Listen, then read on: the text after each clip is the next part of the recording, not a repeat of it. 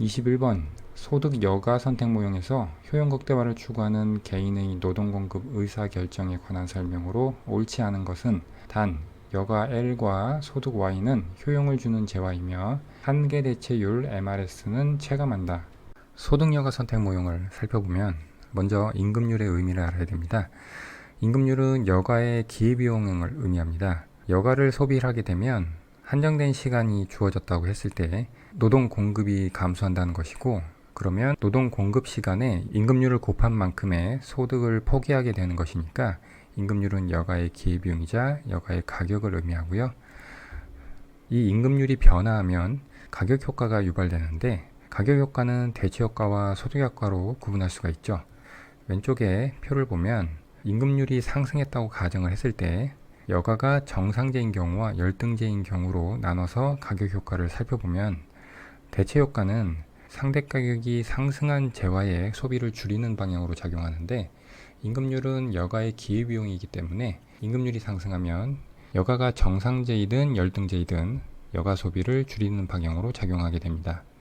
그 다음 소득 효과는 임금률이 상승하면 실질 소득이 상승하기 때문에 여가가 정상제인 경우에는 소득 효과는 여가 소비를 늘리는 방향으로 작용하고요. 열등제인 경우에는 반대로 여가 소비를 줄이는 방향으로 작용합니다. 그래서 대체 효과와 소득 효과의 합인 가격 효과를 알아보면, 여가가 정상제인 경우에는 대체 효과와 소득 효과의 대소관계에 따라서 방향이 결정되고요. 그리고 우리에게 주어진 시간이 24시간이라고 할 때 24시간에서 여가 소비 시간을 빼면 노동 공급 시간이 되죠. 이것도 역시 대체 효과와 소득 효과가 반대 방향으로 나타나니까 방향을 알 수가 없습니다. 보통 대부분의 교과서에서는 후방 굴절 노동 공급 곡선을 소개하고 있죠. 그래서 임금률이 상승한다고 할 때 초기에는 대체 효과가 소득 효과를 압도해서 임금률 상승에 따라서 여가 소비는 감소하게 되고 노동 공급은 증가하게 돼서 노동 공급과 임금률 평면에서 노동 공급 곡선이 우상향하는 모습을 보이다가 특정 임금률 이상이 되면 대체 효과보다 소득 효과가 더 크게 돼서 그때는 여가 소비를 늘리게 되고 노동 공급을 줄이게 되니까 노동 공급 곡선이 후방으로 굴절하게 됩니다. 그 다음은 여가가 열등제인 경우인데, 이 경우 대체 효과와 소득 효과는 같은 방향으로 작용하니까 임금률이 상승했을 때 여가 소비는 반드시 감소하고 노동 공급은 반드시 증가하게 됩니다. 따라서 노동 공급 곡선을 그리면 임금률 상승에 따라서 노동 공급 곡선은 우상향하게 됩니다. 여기서 보기 2번을 보면 여가가 열등제라면 노동 공급 곡선은 우하향이 아니라 우상향하죠. 틀린 보기가 되겠고요. 그 다음 1번은 여가가 정상제인 경우 복권 당첨은 근로시간의 감소를 초래한다. 복권 당첨은 근로소득이 아닌 비근로소득의 증가를 의미하죠. 비근로소득의 증가는 소비자의 모든 여가 소비 수준 또는 모든 노동 공급량 수준에서 소득의 증가를 의미합니다. 그렇게 되면 정상제의 소비를 늘리게 되는데, 그 이야기는 여가 소비가 증가한다는 것이고 반대로 노동 공급 시간이 감소한다는 것입니다. 근로시간이 노동 공급 시간이죠. 맞는 보기가 되겠고요. 그 다음 3, 4, 5번은 문제에서 주어진 소득여가 선택 모형에서 여가와 소득이 효용을 주는 재화이며 한계 대체율이 체감한다는 이 정보를 가지고 살펴보도록 하겠습니다. 소득여가 선택 모형의 효용 극대화 문제를 설정을 했습니다. 먼저 목적 함수인 효용 함수는 여가와 소득의 함수가 되고요.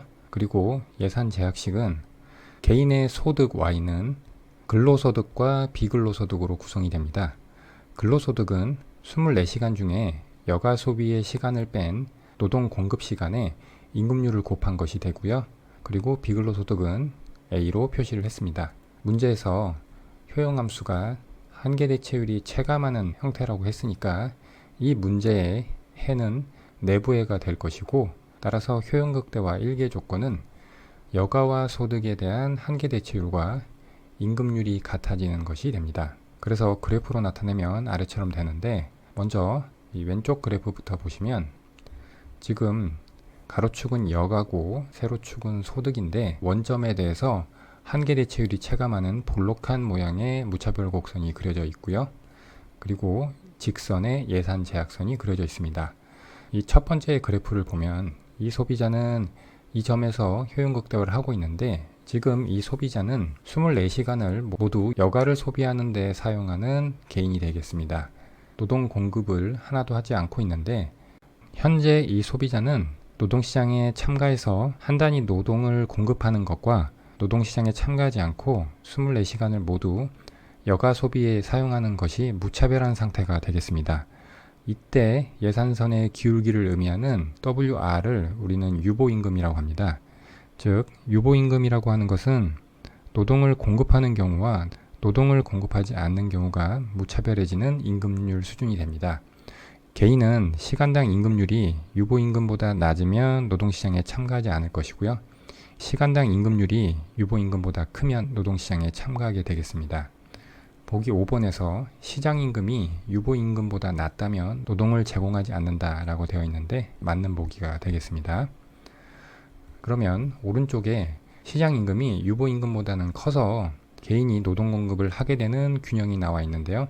이 소비자는 원점에서 이 점이 의미하는 여가를 소비하고 나머지 부분만큼 노동을 공급하는 선택을 하고 있습니다. 그 다음 보기 3번을 보면 임금률이 한계 대체율보다 크다면, 이것은 효용극대화 1개 조건에서 우변인 임금률이 더 큰 경우를 의미하는데, 그래프상에서 보면 핑크색 무차별 곡선에서 이 점을 의미합니다. 여기서 무차별 곡선의 기울기에 마이너스를 붙인 한계 대체율이 임금률보다 작은 것을 볼 수가 있죠. 이렇다면 효용극대화를 위해서 근로시간을 늘려야 한다. 그러면 이 소비자는 여기서 예산 제약선에 접하는 이 검은 점으로 이동을 해야겠죠. 그렇게 되면 여가시간이 원래는 이 핑크색 점이 위치한 수직선상의 이 점까지 거리였다면, 효용극대화를 위해서 여가시간을 이 검은색 점이 위치하는 수직선상의 이 점까지 줄여야 됩니다.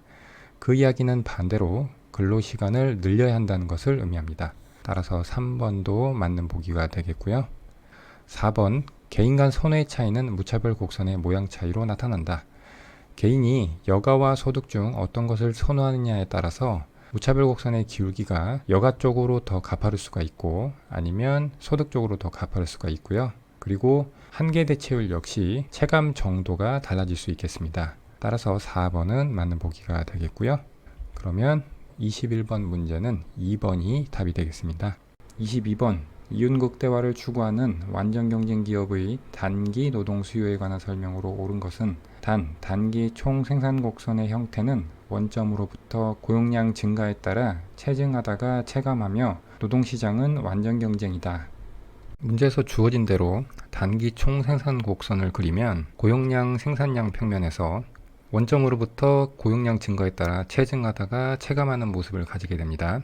그리고 아래는 평균 생산 곡선과 한계 생산 곡선이 그려져 있는데, 평균 생산 곡선은 총 생산 곡선을 고용량으로 나눈 것이고요. 한계 생산 곡선은 총 생산 곡선을 고용량으로 미분한 값이 되겠습니다. 그래서 기하학적으로 보면 평균 생산 곡선은 원점에서 단기 총 생산 곡선에 그은 선의 기울기가 되고요. 그래서 고용량 L1까지 계속 상승하다가 그 이후에 감소하는 모습을 보이고 있습니다. 한계 생산 곡선은 단기 총 생산 곡선의 접선의 기울기인데, 접선의 기울기는 L0까지 증가하다가 그 이후부터 감소하는 모습을 보이고 있습니다. 그런데 고용량 L1에서는 원점에서 단기 총 생산 곡선에 그은 선의 기울기와 접선의 기울기가 일치하고 있습니다. 이때 평균 생산 곡선과 한계 생산 곡선이 만나게 되고요. 그리고 한계 생산 곡선이 평균 생산 곡선의 최고점을 위에서 아래로 관통하는 모습이 되겠습니다. 보기를 하나씩 보면 1번, 노동의 평균 생산이 증가하고 있는 구간, 이것은 원점에서 L1까지의 구간이 되겠습니다. 이때 노동의 한계 생산은 노동의 평균 생산보다 작다. 원점에서 L1까지 노동의 한계 생산이 노동의 평균 생산보다 항상 위에 있죠. 그래서 1번 보기는 틀렸고요. 2번, 노동의 한계 생산이 최대가 되는 점, 이것은 고용량 L0인 점이죠. 이때 노동의 한계 생산과 노동의 평균 생산은 같다. 한계 생산과 평균 생산이 같은 점은 L1이죠. 틀렸고요. 3번, 완전경쟁 기업은 이윤극대화를 위해 자신의 노동의 한계 생산 가치와 동일한 수준으로 임금을 결정해야 한다. 문제에서 생산물 시장 완전경쟁이고요. 그리고 노동시장이 완전 경쟁이라고 했으니까 생산 요소 시장도 완전 경쟁인데, 여기서 기업은 이윤극대화 조건으로 다음과 같은 조건을 만족시킵니다. 즉, 노동의 한계 생산 가치와 명목임금이 같은 조건을 만족시켜야 되는데, 한계 생산 가치는 생산물 시장의 가격 곱하기 노동의 한계 생산이 되고요. 그런데 생산물 시장도 완전 경쟁이고 생산 요소 시장도 완전 경쟁이기 때문에 P와 W는 시장에서 정해집니다. 따라서 기업은 이 MPL만 조절할 수가 있는데, MPL은 노동의 고용량에 따라서 달라지게 되죠. 즉, 완전 경쟁 기업은 이윤극대화를 위해서 임금을 결정하는 것이 아니라 고용량을 조절해서 한계 생산 가치를 이 조건식이 만족되도록 결정을 해야 됩니다. 따라서 3번에서 임금을 결정해야 한다 부분이 틀렸고요. 4번, 노동의 평균 생산이 감소하고 있는 구간, 이것은 L1부터 이후의 구간이죠. 이때 노동의 한계 생산은 감소한다. 한계 생산이 감소하고 있죠. 따라서 4번이 맞는 보기고요. 5번, 단기 노동 수요 곡선은 노동의 평균 생산 가치 곡선과 같다. 이 기업은 아까 3번에서 이와 같은 조건을 충족시켜야 한다고 했습니다. 여기서 보면 고용량 조절을 통해서 노동의 한계 생산을 조절함으로써 이 조건식을 만족시킨다고 했는데, 즉 고용량을 조절한다는 것은 생산요소 시장에서 노동 수요를 결정한다는 것과 같은 의미입니다. 그래서 VMPL, 노동의 한계 생산 가치 곡선이 기업의 단기 노동 수요 곡선이 되고요. 그런데 여기서는 평균 생산 가치 곡선과 같다고 했으니까 이 부분이 틀렸고요. 따라서 22번 문제는 4번이 답이 되겠습니다. 23번, 노동시장에서 수요 독점자인 A기업의 생산 함수가 노동 투입량 L의 함수고요. 생산물 시장은 완전 경쟁이고 생산물 가격은 100이다. 노동 공급 곡선 역시 노동 투입량의 함수로 주어졌을 경우 다음을 구하시오. 단 Q는 산출량, L은 노동 투입량, W는 임금이며 기업은 모든 근로자에게 동일한 임금을 지급한다. 23번은 노동시장 수요 독점에 관한 문제가 되겠습니다. 기본적인 이론적 내용을 살펴보면, 먼저 한계 수입 생산 MRP라는 개념이 있는데, 이것은 노동의 한계 생산성에 한계 수입을 곱한 것인데, 생산 요소를 한 단위 추가적으로 고용할 때 총 수입의 증가분을 의미합니다. 즉, 노동을 한 단위 고용하면 생산량이 MPL만큼 증가하게 되고요. 거기에 추가적인 생산물에 대한 한계 수입을 곱하면 결국 이게 노동 한 단위 추가 고용할 때 총 수입의 증가분이 되는 것이죠. 그 다음 한계 요소 비용 MFC가 있는데, 얘는 생산 요소를 한 단위 추가적으로 고용할 때 총 비용의 증가분입니다. 계산은 노동의 한계 생산성에 한계 비용을 곱한 것인데, 노동을 한 단위 고용할 때 증가하는 생산량에 추가적 생산물에 대한 한계 비용을 곱한 것으로 계산이 되겠습니다.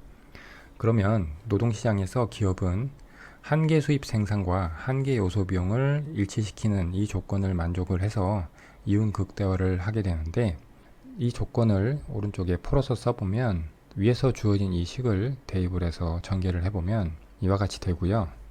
그런데 문제에서 보면 생산물 시장이 완전 경쟁이라고 했기 때문에 한계 수입은 생산물 시장의 가격과 같고요. 그러면 이 좌변은 노동의 한계 생산성 곱하기 시장 가격이라서 노동의 한계 생산 가치로 표현을 할 수가 있고요. 그리고 좌변과 우변에 노동의 한계 생산이 공통으로 들어가 있으니까 소거를 하면 제일 첫 번째 식은 결국 한계 수익과 한계 비용이 같다는 식이 되고요. 두 번째 식은 가격이 한계 비용과 같다는 식이 돼서 우리가 생산물 시장에서 기업의 이윤극대화 조건인 한계 수익과 한계 비용이 같다는 조건, 그리고 만약 생산물 시장이 완전 경쟁 시장이라면 가격과 한계 비용이 같다는 조건과 같음을 알 수 있습니다. 그러면 문제에서 주어진 조건을 가지고 적용을 해보면, 먼저 노동의 한계 생산은 생산함수를 노동량으로 미분한 값이 되겠습니다. 그래서 생산함수가 2L 더하기 100인데 얘를 L로 미분하면 2가 나오죠. 그리고 노동 공급 곡선이 주어져 있는데, 이것은 근로자 입장에서는 시장에서 노동을 투입하고 평균적으로 받는 임금 수준을 의미하고요. 기업 입장에서는 노동을 고용함에 따라 평균적으로 발생하는 비용이 되겠습니다. 따라서 노동 공급 곡선이 노동의 평균 요소 비용을 의미하고요. 그래서 그대로 노동 공급 곡선을 가져왔고요. 그런데 우리가 구해야 되는 것은 한계 요소 비용이죠. 한계 요소 비용은 총 요소 비용을 노동량으로 미분한 값인데, 총 요소 비용은 평균 요소 비용의 노동량 L을 곱한 10L 제곱이죠. 이것을 L로 미분을 하면 20L이 나옵니다. 그 다음 노동의 한계 생산 가치를 구해야 되는데, 얘는 노동의 한계 생산 곱하기 시장 가격이죠. 노동의 한계 생산은 아까 2로 구했고요. 그리고 시장 가격은 생산물 가격 100이 주어졌으니까 100을 대입해서 노동의 한계 생산 가치는 200이 나옵니다. 이것을 그래프로 다 표현을 하면 이와 같이 되고요.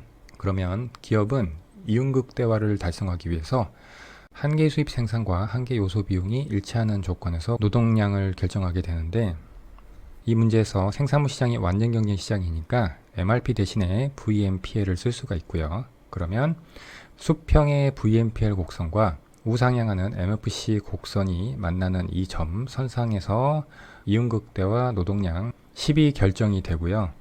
그리고 평균적으로 근로자에게 지불해야 되는 임금은 이 선상에서 평균 요소 비용 곡선의 높이인 100이 되겠습니다. 그래서 기억에서 묻고 있는 A기업의 이윤극대화 임금은 100이 되고요.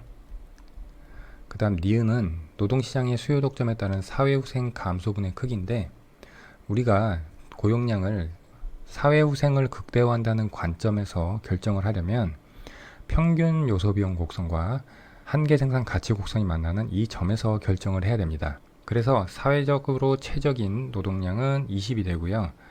그러면 수요 독점에 따라서 사회후생이 감소하는 부분은 결국 이 빗금친 부분이 됩니다. 왜냐하면 균형 노동량이 20이 돼야 되는데 10이 됨으로 따라서 사회적으로 얻을 수 있는 편익인 VMPL 곡선 아래 면적을 얻지 못하고요. 그리고 사회적 관점에서의 비용인 평균 비용 곡선 아래의 면적만큼 비용이 절감이 되는데, 비용 절감분보다 편익 상실분이 더 크기 때문에 그 차이만큼의 이 핑크색 삼각형 부분이 사회후생 감소분이 되는 것이죠. 이것의 넓이를 구하면 삼각형 공식에 의해서 밑변이 10이고 높이가 100이니까 계산을 하면 500이 나옵니다. 즉 따라서 니은은 500이 되고요. 그러면 우리가 구하는 답은 5번이 되겠습니다. 24번 노동시장에서의 차별에 관한 설명으로 옳은 것을 모두 고른 것은. 24번은 노동시장에서의 차별에 관한 내용인데, 이것은 공인노무사 시험이기 때문에 출제가 되는 영역이 되고요. 다른 시험에서는 출제되기 어려운 영역의 문제가 되겠습니다. 보기를 하나씩 보면 기억, 제품 시장과 요소 시장이 완전 경쟁이라면 고용주의 선호, 기호차별은 정부 개입 없이 기업 간 경쟁에 의해 사라지게 된다. 생산물 시장과 생산요소 시장이 모두 완전 경쟁인 상황에서 고용주가 자신의 선호나 기호에 따라서 근로자 고용에 차별을 둔다면 이 기업 같은 경우에는 한정된 인력 풀을 두고 고용을 해야 되기 때문에 다른 선호나 기호 차별이 없는 기업에 비해서 근로자에게 지급하는 생산 비용이 증가하게 되고요. 따라서 기업 간 경쟁에서 불리한 위치에 있게 되고 경쟁을 통해서 자연스럽게 퇴출이 될 것입니다. 따라서 맞는 이야기가 되겠고요. 니은과 디귿은 통계적 차별에 대한 것인데, 통계적 차별이라고 하는 것은 기업이 어떤 소수 집단에 대한 정보가 부족해서 통계적 판단에 따라 소수 집단에게 생산성보다 낮은 임금을 지급한 행위를 의미합니다. 만약 정보가 완전하다면 그 집단에 대한 생산성을 정확히 측정할 수 있을 것이고 생산성에 맞는 적정한 임금을 지급하게 될 텐데, 그런 정보가 부족하다 보니까 통계적으로 그 집단에 대한 고정관념이라든가 통계로 계산된 평균적인 생산성을 기초로 임금을 지급하게 됨에 따라서 차별이 발생하는 것을 의미합니다. 니은을 보면 통계적 차별은 개인적인 편견이 존재하지 않더라도 발생한다. 통계적으로 평균적인 생산성, 여기 디귿에도 나와 있죠. 개인이 속한 집단의 평균적 생산성을 기초로 개인의 생산성을 예측함에 따라서 그에 따라 임금을 지급하기 때문에 개인적인 편견이 존재하지 않더라도 발생하는 차별이 되겠고요. 디귿 역시 맞는 서술이 되겠습니다. 그 다음 리을, 동등가치론, 이것은 비교가치론이라고도 하는데 동일 노동, 동일 임금을 의미합니다. 즉 생산성이 같다면 동일한 임금을 지급해야 되는 것을 의미합니다. 그런데 다시 리을을 보면 동등가치로는 차별 시정을 위해 공정한 취업의 기회를 주장한다. 동등가치로는 노동 생산성이 동일한 근로자에게 동일한 임금을 지급한다는 것을 의미하는데, 공정한 취업의 기회라는 것은 기회의 평등을 의미하죠. 이것은 동등가치론과는 관련이 없는 설명이 되겠습니다. 오히려 차별 시정을 위해서 공정한 취업 기회의 주장이 아니라 근로자의 생산성을 정확하게 측정할 수 있는 수단을 통해서 동일한 생산성을 가진 근로자가 차별적인 임금을 받는 것을 방지하려고 하겠죠. 따라서 리을은 틀린 보기고요. 그래서 24번의 답은 기역, 니은, 디귿이 옳으니까 3번이 되겠습니다. 25번 노동시장에서 노동 수요와 노동 공급 곡선은 각각 노동 한 단위당 임금 W의 함수이다. 정부가 최저임금을 40으로 결정하여 시행하는 경우 고용량은 노동량과 임금 평면에 노동 수요 곡선과 노동 공급 곡선을 그리고요. 그리고 정부가 최저임금을 40으로 결정했으니까 40에 수평선을 그어줍니다. 지금 최저임금선이 정부의 규제가 없을 때 균형임금인 30보다 위에서 형성되기 때문에 노동시장에는 임금 40선상에서 노동 공급과 노동 수요의 차이만큼 실업이 발생하는 상황이 되겠습니다. 이때 고용량을 묻고 있으니까 노동 공급과 노동 수요 중 작은 것이 고용량을 결정하니까 노동 수요가 고용량을 결정하게 되겠습니다. 이때 고용량은 30이니까 답은 1번이 되겠습니다.